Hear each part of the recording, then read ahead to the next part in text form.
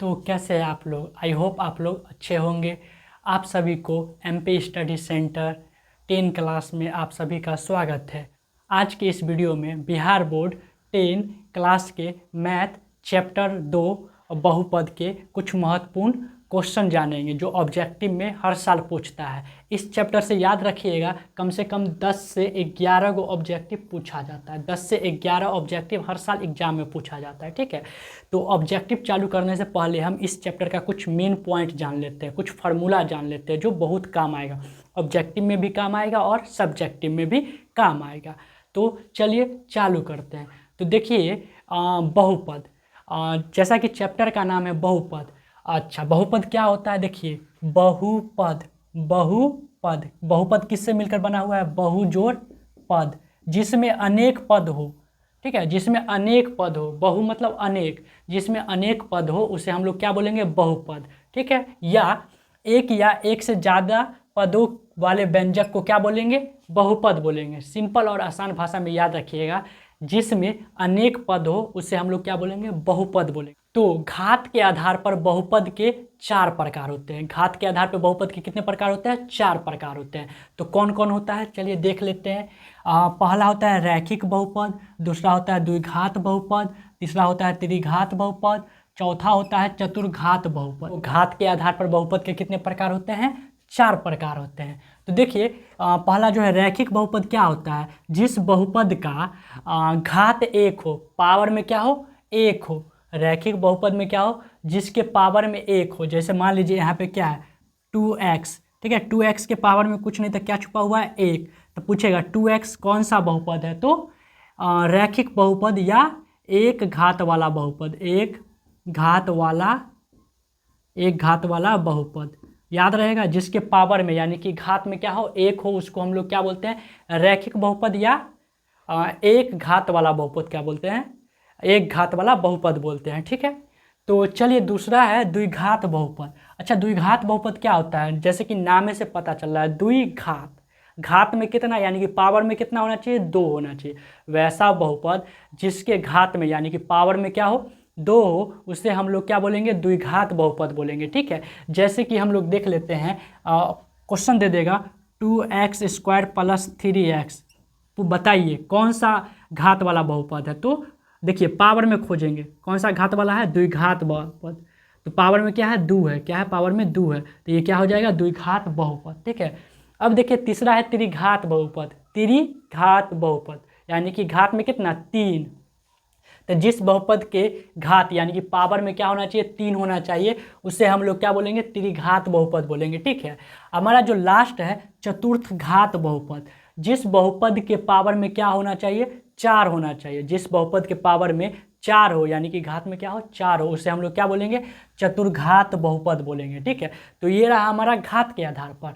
अब देखिए पद के आधार पर, अब देखिए पद के आधार पर बहुपद के भी कितने प्रकार होते हैं? 4। घात के आधार पे भी 4 होते हैं और पद के आधार पे भी बहुपद के कितने प्रकार होते हैं? 4। तो देख लीजिए पद के आधार पर बहुपद के 4 प्रकार कौन कौन होते हैं। देखिए पहला जो है एक पद बहुपद या एक पदी बहुपद, दूसरा है द्विपदी बहुपद, तीसरा है त्रिपदी बहुपद और चौथा है शून्य बहुपद।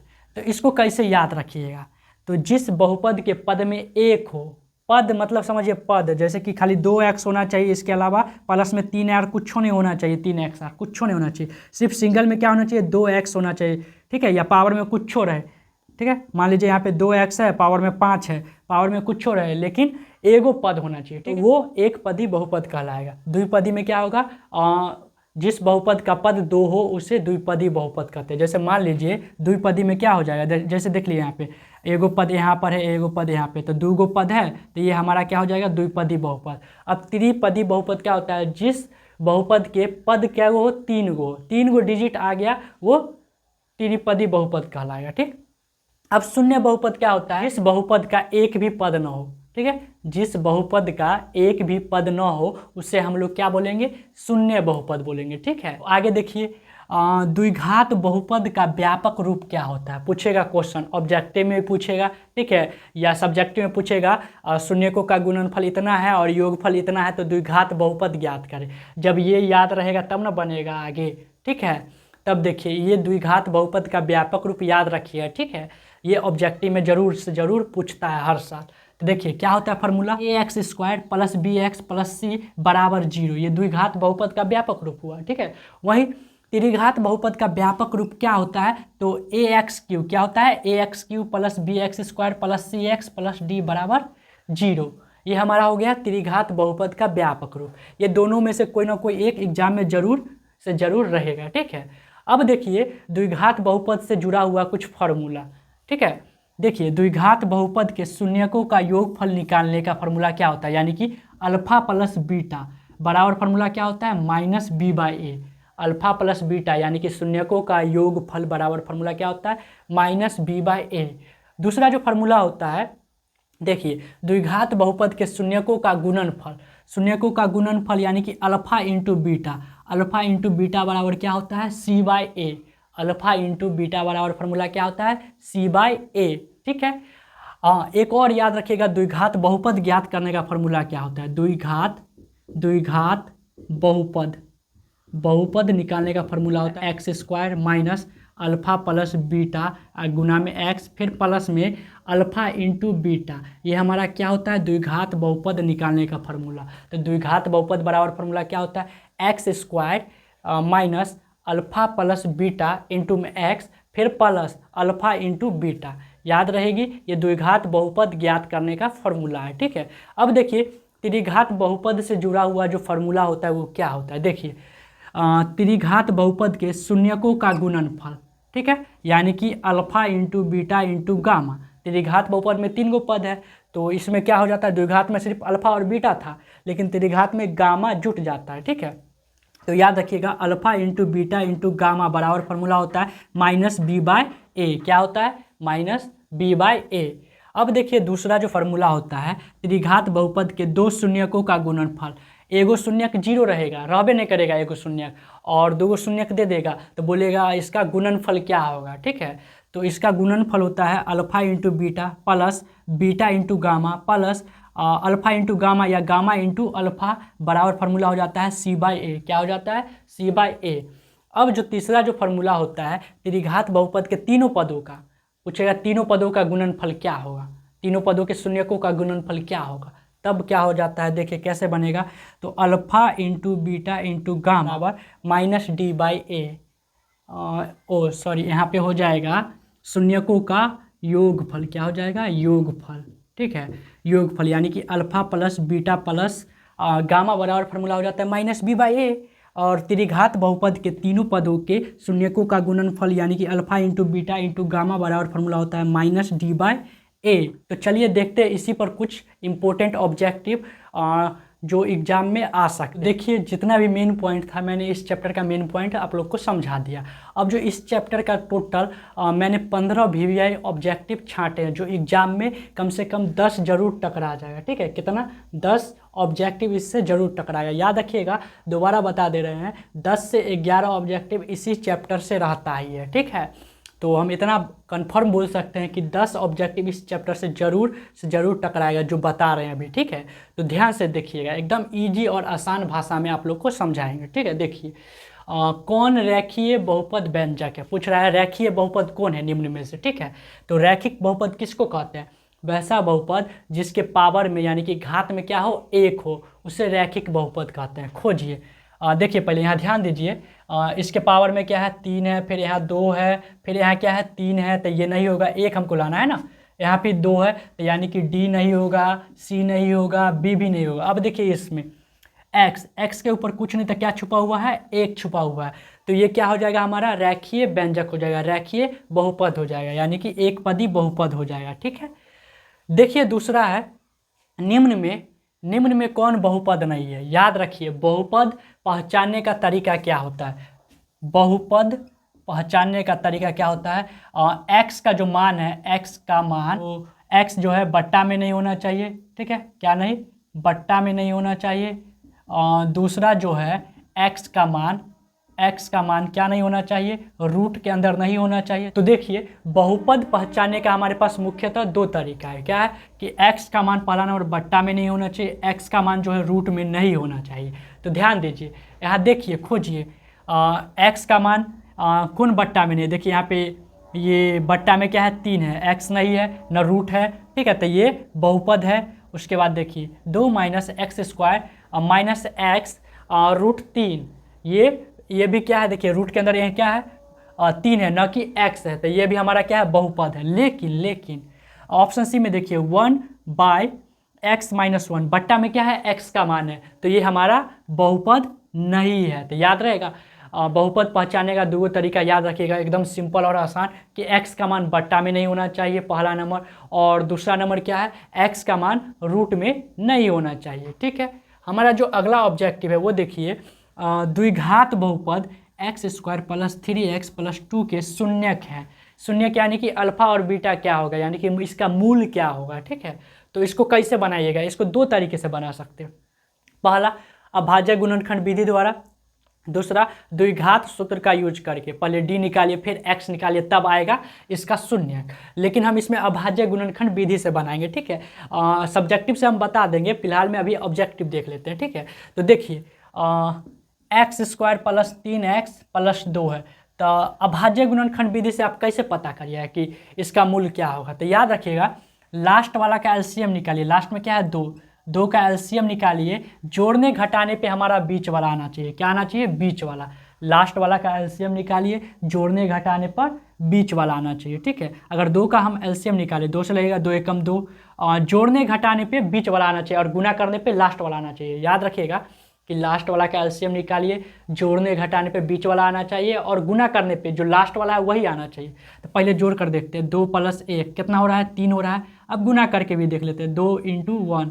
ठीक है, 2 को गुना करेंगे 1 से तो 2 हो रहा है। देखिए 2 भी आ रहा है और 3 भी आ रहा है, तो गुना करने पे 2 आ रहा है और जोड़ने पे 3 आ रहा है, तो दोनों है। तो देखिए यही दोनों हम अंक लेंगे इसमें। ठीक है, देखिए एक्स स्क्वायर है तो एक्स स्क्वायर लेंगे। ठीक है, आगे देखिए 3x को हम क्या लिख सकते हैं, 3x को हम लिख सकते हैं 2 और 1 लिख सकते हैं। क्या लिख सकते हैं, तो 2x प्लस में 1x।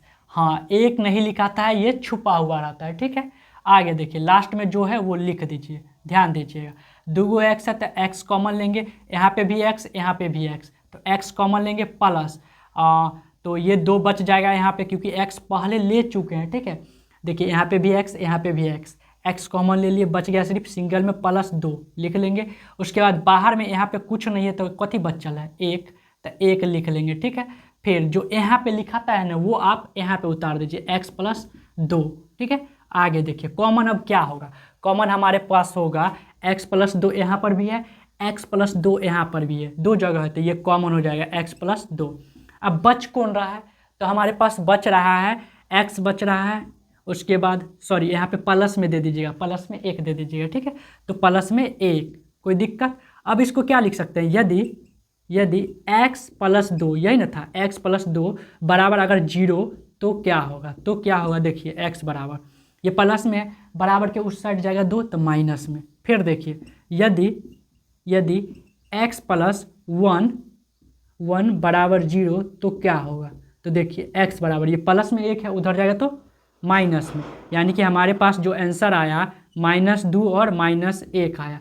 कोई है ऑप्शन में, खोजिए तो। ऑप्शन नंबर ए ही मिल गया, -1 और -2, तो हमारा ऑप्शन नंबर ए क्या हो जाएगा, सही हो जाएगा। ठीक है, तो आप अभाज्य गुणनखंड तरीके से बना सकते हैं। द्विघात सूत्र का यूज करके हम सब्जेक्टिव में आप लोग को बता देंगे, फिलहाल में ऑब्जेक्टिव में अभाज्य गुणनखंड का यूज करके ही बनाइएगा। ठीक है, टाइम का बचत भी हो जाएगा एग्जाम में। ठीक है, तो हमारा जो अगला क्वेश्चन है वो देखिए, रैखिक बहुपद के शून्यक की संख्या क्या होती है। अब ये बोले थे कि रैखिक बहुपद क्या होती है, वैसी बहुपद जिसका घात पावर में 1 रैखिक बहुपद कहलाएगा। ठीक है, तो पावर में जब 1 ही है, ठीक है, तो उसका शून्यक भी क्या कहलाएगा, 1 ही होगा। ठीक है, तो रैखिक बहुपद का जो शून्यकों की संख्या होती है वो कितनी होगी, 1 होगी। ठीक है, और द्विघात में 2, त्रिघात में 3, चतुर्थ घात में 4, याद रहेगी। आगे देखिए बहुपद y² - 6y + 8 का घात क्या होगा, तो खोजिए। यहाँ पे पावर में कितना है, पावर में 2 है, यहाँ पे 1 है, तो 2 और 1 में सबसे बड़ा 2 ना है, तो जो बड़ा होगा उसी का ना दबदबा रहेगा। तो बड़ा कौन है, 2, तो 2 हो जाएगा। ठीक है, ये बहुपद का जो घात हो जाएगा क्या हो जाएगा, 2। तो चलिए अगला क्वेश्चन देखते हैं। हमारे पास जो अगला क्वेश्चन है, बहुपद x² - 11 के शून्यक क्या होगा।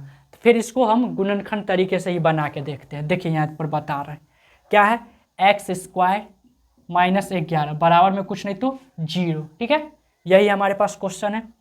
अच्छा, इसको क्या लिख सकते हैं, एक्स स्क्वायर बराबर, ये माइनस में 11, उसको बराबर के उस साइड भेजेंगे तो क्या हो जाएगा, ये 11 प्लस में हो जाएगा। ठीक है, अब देखिए क्या करेंगे, इसीलिए x बराबर जैसा ही स्क्वायर हटाएंगे तब क्या हो जाएगा, प्लस माइनस, और रूट के अंदर क्या चला जाएगा, 11। तो देखिए ऊपर में क्या है, प्लस, यानी कि एक बार रूट 11 को प्लस में, और नीचे क्या है, माइनस, यानी कि रूट 11 को एक बार माइनस में। तो हमारा ये हो जाएगा आंसर। तो कोई है ऑप्शन में, खोजिए तो।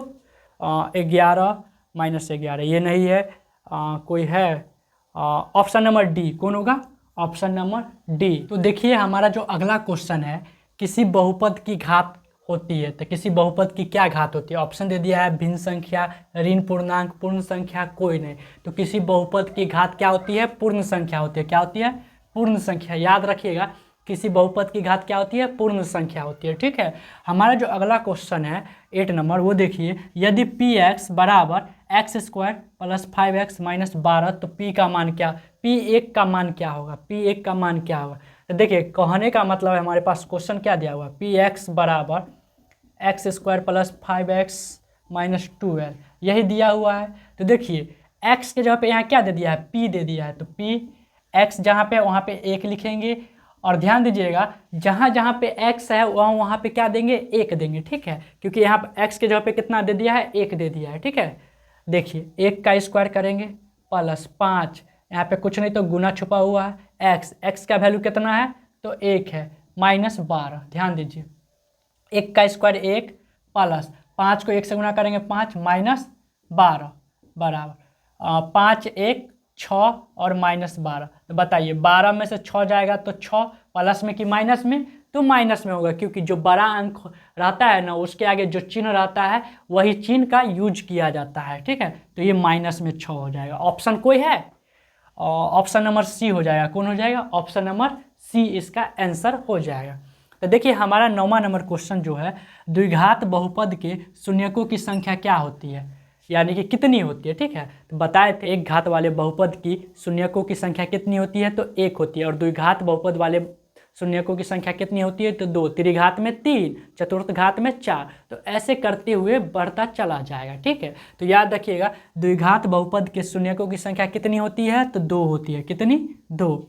हमारा 10वां नंबर जो क्वेश्चन है, यदि अल्फा और बीटा बहुपद एफ एक्स बराबर x square plus x plus 1 के मूल हो तो 1/अल्फा प्लस 1/बीटा का मान क्या होगा। तो ध्यान दीजिए हमारे पास जो क्वेश्चन दिया हुआ है उसको लिख लीजिए, क्या है, x square plus x plus 1, यही दिया हुआ है। इसमें ए क्या हो जाएगा, अच्छा बराबर कुछ नहीं तो 0, ए हो जाएगा स्क्वायर वाला तो ए हो गया, और बी हो जाएगा बिना स्क्वायर वाला एक्स। ठीक है, तो एक्स के आगे कुछ नहीं तो क्या छुपा हुआ है, 1, तो बी का वैल्यू 1, कॉमा सी का वैल्यू कितना हो जाएगा, 1। कोई दिक्कत। अब देखिए बोल रहा है कि 1/अल्फा प्लस 1/बीटा का मान ज्ञात करें। तो देखिए इसका कैसे बना सकते हैं, क्या है हमारे पास 1/अल्फा प्लस 1/बीटा है, तो इसको भिन्न का जोड़ करेंगे तो आसान है, तो कोना कोनी गुना करिए। अल्फा को 1 से गुना करेंगे क्या आएगा, अल्फा, प्लस है तो प्लस, बीटा को 1 से गुना करेंगे तो बीटा बट्टा में, नीचे वाले को नीचे वाले से गुना करिए, अल्फा को बीटा से गुना करेंगे तो क्या आएगा, अल्फा इंटू बीटा। तो पहले हम निकालेंगे अल्फा प्लस बीटा, फिर अल्फा इंटू बीटा, तब मान पुट करके इसका आंसर आ जाएगा। ठीक है, तो देखिए अल्फा प्लस बीटा, तो याद करिए अल्फा प्लस बीटा बराबर फार्मूला होता है माइनस b/a, बी का वैल्यू 1, लेकिन फार्मूला में माइनस तो माइनस, और ए, तो ए का वैल्यू 1, और नीचे 1 का वैल्यू नहीं होता है तो -1। ठीक, अब देखिए अल्फा इंटू बीटा, तो अल्फा इंटू बीटा बराबर फार्मूला होता है c/a, तो c कितना है, 1, कितना है 1 बट्टा में a का वैल्यू कितना है 1, तो वही है 1 का वैल्यू नहीं होता, या तो 1 से 1 कट जाएगा एक बार में, तो 1 आ जाएगा। तो देखिए हमारे पास जो है अल्फा प्लस बीटा का वैल्यू -1 बट्टा अल्फा इंटू बीटा का वैल्यू +1, और नीचे 1 का वैल्यू नहीं होता तो ऊपर वाला का वैल्यू होता है -1। तो कोई है ऑप्शन में, तो देखिए खोजिए, तो ऑप्शन नंबर बी हो जाएगा। ठीक है, आई होप समझ में आ गया होगा। चलिए 11 नंबर जो क्वेश्चन है वो देखिए, यदि द्विघात बहुपद QX बराबर x square minus x plus 4 के शून्यक अल्फा कॉमा बीटा हो तो अल्फा प्लस बीटा का मान क्या होगा। ठीक है, तो इस ऑब्जेक्टिव है, पूरा द्विघात सूत्र का यूज करके नहीं बना लीजिएगा। ठीक है, तो इसमें फार्मूला का यूज करिए। अल्फा प्लस बीटा का फार्मूला क्या होता है, याद करिए, माइनस बी बाई ए। क्या होता है, माइनस बी बाई ए। तो यहाँ खोजिए, यहाँ अलग करिए। देखिए ए का वैल्यू हो जाएगा 1, बी का वैल्यू यहाँ कुछ नहीं है तो -1, कॉमा सी का वैल्यू 4। तो अल्फा प्लस बीटा बराबर फार्मूला होता है minus B by A, minus B by A. तो बी का वैल्यू है -1, कितना है बी का वैल्यू -1, तो -1 दे दीजिए। लेकिन फार्मूला वाला तो माइनस है ही ना, तो ब्रैकेट देकर ये वाला माइनस बैठा दीजिए। अब और बट्टा में ए का वैल्यू कितना है 1 है तो 1। अच्छा, माइनस से माइनस कट जाएगा तो नीचे 1 का वैल्यू नहीं है तो कितना आ जाएगा 1, कितना आ जाएगा 1 आ जाएगा। अल्फा प्लस बीटा का वैल्यू कितना आ जाएगा 1। तो कोई है ऑप्शन में, एक -1 है तो ये तो नहीं होगा, सी नंबर होगा प्लस में 1। तो हमारा जो अगला क्वेश्चन है वो है एक द्विघात बहुपद के शून्यकों का योग तथा गुणनफल क्रमशः 2 तथा -15 है तो बहुपद क्या होगा, यानी कि द्विघात बहुपद क्या होगा। ऑप्शन दे दिया है x² - 2x + 15, x², बी में दिले है x² - 2x - 15 और सी में दिया हुआ है x² + 2x - 15 और डी में दिया हुआ है x² + 2x + 15। तब इसको कैसे बनाइएगा, तो द्विघात बहुपद बराबर फार्मूला लिखाए थे x² - alpha plus beta into x plus alpha into beta, ये फार्मूला मैंने लिखाया था। ठीक है, तो ध्यान दीजिए, शून्यकों का योग यानी कि अल्फा प्लस बीटा कितना दे दिया गया है 2। उसके बाद गुणनफल यानी कि अल्फा इंटू बीटा कितना दे दिया गया है -15।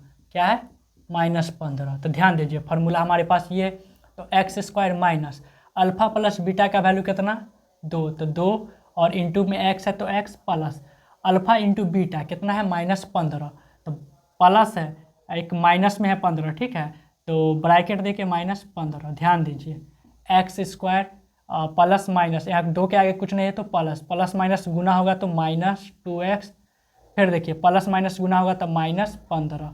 तो कोई है ऑप्शन में x² - 2x - 15, कोई है ऑप्शन में।